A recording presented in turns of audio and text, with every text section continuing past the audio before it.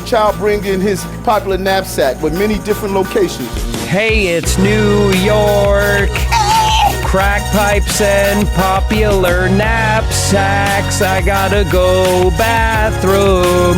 I'm talking about New York right now. Hey. Hey, hi. Hey, what's up, dudes? Hey, what's up? How are you? Hey, what's up? How you doing? So, you know, a lot of people have been talking about this guy. What's the guy's name? Hold on, I gotta check. Hold on, I gotta double check his name. This is how I look. Mayor Eric Adams. People have been giving him an unfair hard time. He is the funniest mayor. He was voted funniest mayor of all time. And this is one of his classic bangers. What is the video called? Combating Gun Violence. There's a part of this video that I didn't see before that's maybe even funnier than the more popular parts. Let's check that out. Look at the various colognes and perfumes and photos and pictures.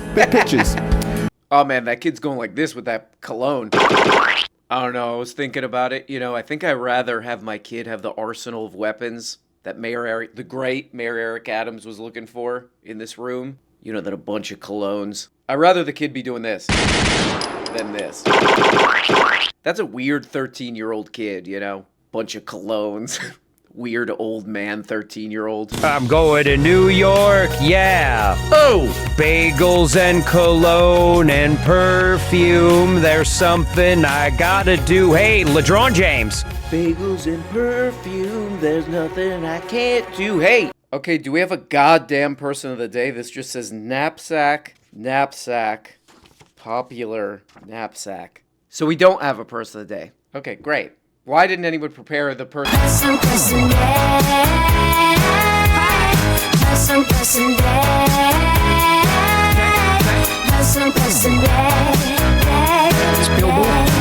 Richard weighed in on the debate and says it's just a debate, pukeman. It means nothing. When your opponent has the media in their pocket, wrong there. Pukeman. It's weird. God bless you. Okay, that's person of the day. Whoever called this guy Pukeman. We congratulate you on your person of the day win. You get one of these. And this is fascinating, but one of these. You think Margot Robbie takes a dump? Come on, man. I'm wandering around New York, hey. Hey, shut up, man. We have to honor... what's the guy's name? Mayor Eric Adams. We have to honor him as the funniest mayor of New York. What is this? Probably the funniest part of this is the phone stuff. He was dropping some real funny stuff when it comes to, what was he, like deleting text messages or something? Okay, sorry guys, I need to zoom in and really clear my mind and focus on this. New York City Mayor Eric Adams was stopped on the street by the FBI after an event in November 2023. Agents had a warrant for his electronic devices. They were going like this. And Eric Adams stated that, I'm a perfectly stable individual. Mayor Eric Adams made it clear he had nothing to hide. In a statement, he said, as a former member of law enforcement, I expect all members of my staff to follow the law and fully cooperate, blah, blah, blah, blah, blah. Blah, blah, blah, blah. So he gave him two phones, but neither one was his personal phone. The next day, on November 7th, Adams turned in his personal cell phone in response to a subpoena. Whoa. But the phone was locked with a passcode. Adams, who continued to pledge his full cooperation, told the FBI that he couldn't remember the code. Whoa. Checkmate on that. This might sound suspicious, but Adams said it was actually a result of his attempts to preserve the phone and its data for the FBI. I was being too honest. That's the problem. 2 days earlier, on November 5th, Adams had gotten wind of the investigation into his finances after the FBI raided one of his associates. When he heard this, he changed his personal cell phone passcode, increasing its length from 4 digits to 6. Oh, to help them out. According to Adams, this was done to prevent members of his staff from inadvertently or intentionally deleting the contents of his phone. His personal phone. So that Adams could preserve the contents of his phone due to the investigation. When asked to remember the passcode, Mayor Eric Adams replied, and then he goes, anyway, this is a great Merrick What did I just say? Merrick. So this is Merrick Adams, and now people are going after him because he dared to ask the question. You think Margot Robbie takes a dump? People are afraid. People are afraid to ask that. But I really like this story because of the fact of that it's created one of the funniest New York Times articles I've ever seen. The New York Times, or as I call it, the New York... Lie flat seats and chilled champagne, testing Eric Adams' upgrade life. The New York mayor is accused of accepting free luxury travel in exchange for political favors. How large was he living? A writer puts the experience to the test. I love this. I would totally do this if I were a New York Times writer. I'd be like, hey, I got a good idea for a story. This is for the story, not for me. I'll go stay in these places. I'll retrace his steps. Yeah, you just want to stay in a fancy Turkish hotel, don't you? No! It's for journalistic purposes. Life is grand in the Bentley Suite at the St. Regis in Istanbul, I call it. That's how I pronounce it.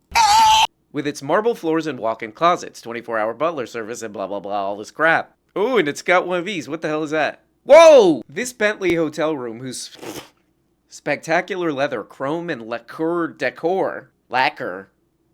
God, I'm stupid, was designed in concert with the luxury car manufacturer and inspired by the interior of a Bentley car. Oh, I want to stay in a hotel room that's like being in a car. It usually costs around $2,500 a night. Mr. Adams is said to have paid just 300 bones. The rest of his tab was picked up by the hotel. Whoa, hey. Last week, the mayor was accused in a federal indictment of corruptly accepting more than $100,000 in illegal gifts, including all this kind of crap. Hotel looking like a car, yeah. And I got the champagne and it goes down. And then I sit on the round kind of couch. Hey! Yeah, I don't know. I don't think it would be worth all the trouble that Mayor Eric Adams is going through to stay in this inside of a car hotel. It's kind of a missed opportunity, though. He should have redone that room search video in this hotel room, you know, as like a tribute to that video. Look at the various colognes. You know, he's like, you gotta check the champagne compartment with the zzz goes down. Check the balcony for various colognes. But poor Mayor Eric Adams. This whole thing is like a cartoon of somebody getting busted. You know, hey, log into your phone, we need to check that. What phone? Come on, Mayor Eric Adams, put in the passcode. Slipped my mind. I think there's a 4 in there. Anyway, I gotta go. I'll hit you guys up later. What does this say right here? Let me zoom in. Sorry, I got zoom. Encrypted apps can protect your privacy unless you use them like Eric Adams. Hey, shut up, man. Give him a break. Hey, man. What? Shut up. An Eric Adams staffer excused herself from an FBI interview to go to the bathroom, allegedly to delete encrypted messaging apps. That's pretty funny. Come on, give them all a break for being funny, I think. That's my conclusion, okay? Okay. The indictment of Merrick Adams quotes a text message exchange between Adams and an unnamed staffer, in which the staffer allegedly tells Adams to, quote, be on the safe side. Please delete all messages you send me. Adams, according to the indictment, texts back, always do. Oh, wow, okay. It goes without saying that this policy of deleting messages did not prevent investigators from discovering these communications. Okay, so they weren't trying too hard. They were like, yeah, we can do whatever we want. We're kind of above the law a little bit, you know what I mean? Oh! Nor did an alleged attempt by the same staff member to delete encrypted messages and messaging apps after asking for a bathroom break during a meeting with FBI agents. You know what, though? Merrick Adams was a great improviser, just like the crack pipe video. Here's another example. Check this out. That food has life. Huh? Do me a favor, hand me that cucumber for a moment so people can see. Get the cucumber. This is life. Exactly. And when you give food like this out, Mercy Center, Okay. you are saying to the people of this community, He's like we love pointing you with and it. we respect you.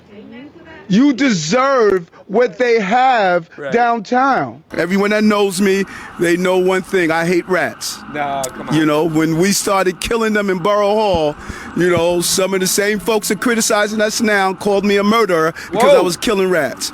Those rats running around out here like, okay, it's a shame. Poor Mayor Eric Adams there, dude. Looking in his phone or something? I don't know, I don't remember.